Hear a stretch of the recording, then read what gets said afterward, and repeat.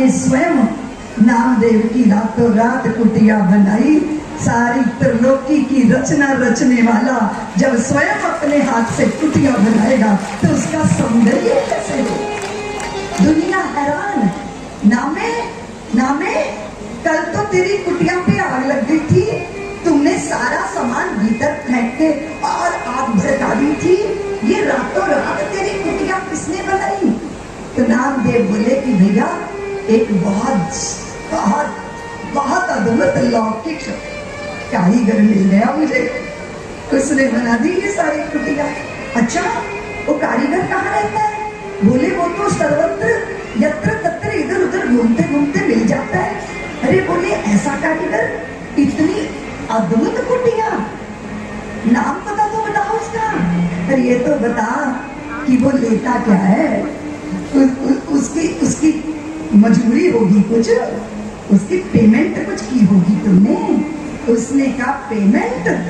भाई पेमेंट ये है कि उस पर भरोसा करना पड़ता है, भरोसा करना पड़ता है। हाँ बोले हाँ, कहते हैं मेरी शर्त है। क्या शर्त है? वो कहते हैं पहले अपनी कुटिया को आग लगाओ, फिर सारा कुछ उसमें डाल के फूंक दो और फिर अकिंचन होकर बैठ जाओ। और फिर वो ये भी कहते हैं कि जब तुम कुटिया पे आग लगा दोगे कोई जरूरी नहीं है कि मैं तुम्हारी दोबारा बना दूंगा, इतना भरोसा हो, बनाओ या ना बनाओ। तो लोगों ने कहा पागल हो गया तुम, पागल। उसने नामदेव बोले हाँ हाँ, वो कारीगर पागलों का ही काम करता है, बुद्धिमानों का काम नहीं होता। जहाँ बुद्धि का अतिरेक होता है।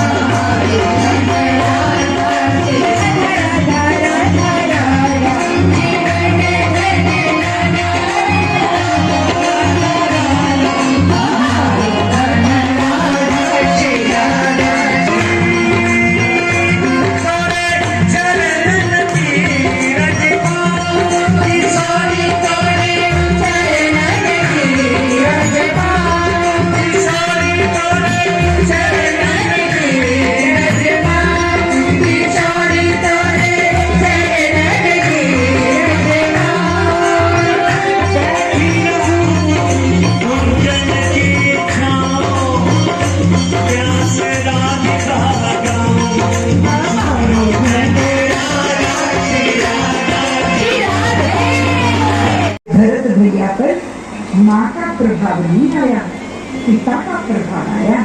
हमारे पिता कितने उदार, हमारे पिता कितने धर्मज्ञ, हमारे पिता कितने तितिक्षु, हमारे पिता कितने तपस्वी, हमारे पिता। याद है भैया जब श्रृंगवेरपुर के गोप को उन्होंने राजा बनाया, हुआ ये था कि निषाद राज भगवान के साथ ही गुरुकुल में पढ़ते थे और जब पढ़ाई पूरी हो गई तो निषाद राज भगवान को बाहों में बांध के बहुत रोए थे। निषाद बहुत रोए, गुरु बहुत रोए। आप राजा बन जाओगे और जब आप राम राजा बन जाओगे ना, तब मैं आपको छू भी नहीं पाऊंगा, तब मैं आपके पास भी नहीं हो पाऊंगा। तो श्री राम ने कहा था गुरु भैया आप मेरे मित्र हो, मैं बाद में राजा बनूंगा, पहले मैं आपको राजा बनाऊंगा। और अनमने से उदास से श्रीहीन से श्री राम जब भवन वापिस आए थे तो पिता ने पूछा था राम आप उदास क्यों हो? प्रभु राम ने कहा था पिताश्री मेरे मित्र हैं गुरु और हमने बहुत प्रेम किया, हमने गुरुकुल में साथ साथ पढ़ाई की। अब उनकी चिंता ये है कि जब मैं राजा बन जाऊंगा तो वो मुझसे मिल नहीं पाएगा। पिताजी मेरा मन है कि मैं राजा जब बनूंगा तब बनूंगा, पर मेरा मित्र पहले राजा बनना चाहिए। और महाराज चक्रवर्ती सम्राट दशरथ उन्होंने कहा, राम आप निश्चिंत हो जाओ, मैं आपके मित्र को श्रृंगवेरपुर का राजा बनाने की घोषणा करता हूँ। मेरे राम राजा नहीं बने, पर मेरे राम ने सबको राजा बनाया। तो चाहे सुग्रीव को देख लो, चाहे विभीषण को देख लो, बाद में राजगद्दी पर बैठे, गुह को इतना ऊंचा बनवाती हो तो ये के लिए लकड़ी का ही पिंजरा बना लेती, इसने पाला कभी कब हुआ? बोलो ना। कभी कभी अच्छा लगता है जब मुंडेर पे बोलता है कि हाय हाय मुंडेर पे कागा बोले, मेरा मन डोले, मेरा प्रियतम आने वाला है। अब बार बार काऊ काऊ काऊ करता है तो ढेला उठा के पटकती है उसकी खोपड़ी पे कि कोई आए चाहे ना आए, तू तो यहाँ से जा। काऊ काऊ करके कान पीड़ित कर रहा है। ऐसा कौआ भी जब काग वसंती बनकर श्री राम कथा कहते हैं तो पक्षीराज गरुड़ जी महाराज भूमि पर बैठ के कथा श्रवण करने का सौभाग्य प्राप्त करते हैं। जात पात पूछे ना कोई, हरि को भजे सो हरि का। व्याकुल राम आकुल राम लक्ष्मण को संभाल रहे हैं। जटायु जी की अंत्येष्टि की गई, पिंडदान दिया, गोदावरी स्नान किया, भगवान जानकी के अन्वेषण में आगे बढ़े और बहुत प्रतीक्षित आंखें तृप्त हो गई भगवान का दर्शन करके। राम का दर्शन पाया शबर की पुत्री शबरी ने। ग्रह का त्याग क्यों किया था? दीवार रखा था घर में, बाड़े में जानवर ही जानवर इकट्ठे थे। पिता से पूछा, पिता इतने जानवर क्यों हैं? वो बोले, बेटी तेरी बारात आएगी ना, सब जानवरों को काट कर भोजन बना के उनके स्वागत में प्रस्तुत किया जाएगा।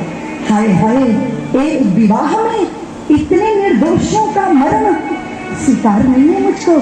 आधी रात को शबरी ग्रह का त्याग करके चली गई थी। इतने भयंकर भयंकर जंगल में से निर्भय होकर निकल गई।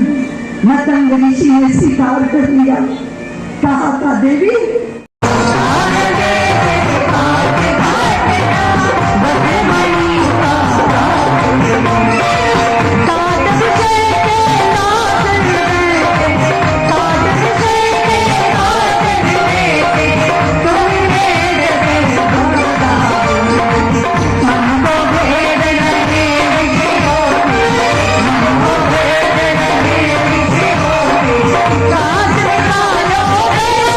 Bye.